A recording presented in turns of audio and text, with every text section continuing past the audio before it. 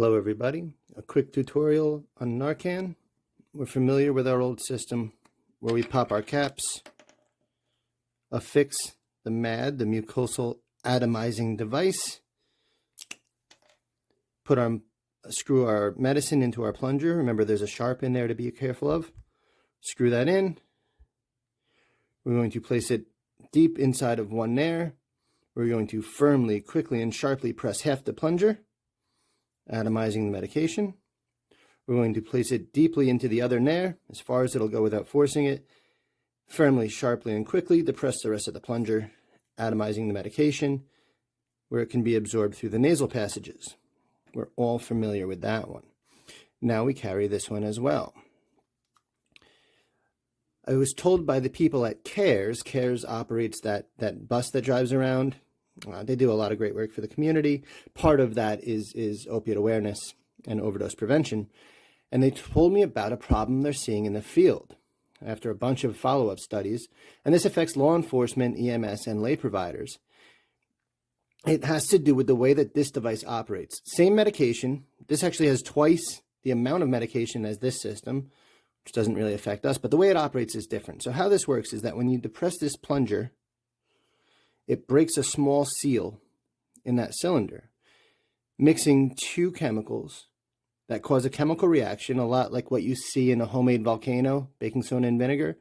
That chemical reaction then propels that medicine out the front of this. There's a tiny hole in there, right? The problem they're seeing is that people in the field get ready to use this and they want to do a little practice squirt, like there's some kind of nurse on TV. They want to do a little practice squirt, but there is no practice squirt. What they do is they break that seal, deploy all that medication out into the environment around us where it does no good. The other thing we see is that people that they see, I haven't seen it yet. We've seen the results. So they get it up in there, and as they're trying to force it in, they accidentally press that plunger, break that seal, deploy that medication too soon. And that I have seen. We've seen patients whose faces are wet, covered in naloxone, but that's not how it works. You can't spray it on their face. It has to be up inside the nose where it can be absorbed through the nasal passageways. So what we want to do, this is a bit of a hair trigger.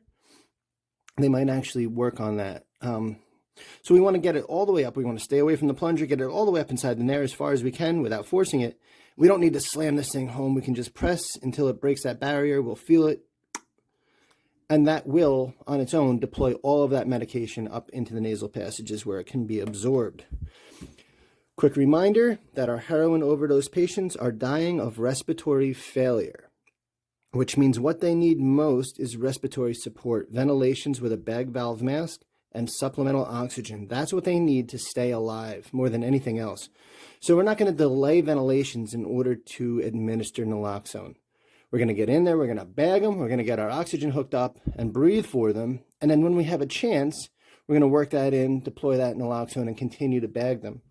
When they go into cardiac arrest, because that's the next step, if they continue to go downhill from there, we're going to begin CPR immediately, right? Because naloxone without a heartbeat ain't going to do anything. Okay? So work it in there. Don't delay ventilations. And if you need to see these practice devices, we've got the ones on the truck you can take a look at, become familiar with them, and keep up the good work, everybody. I'll see you out there.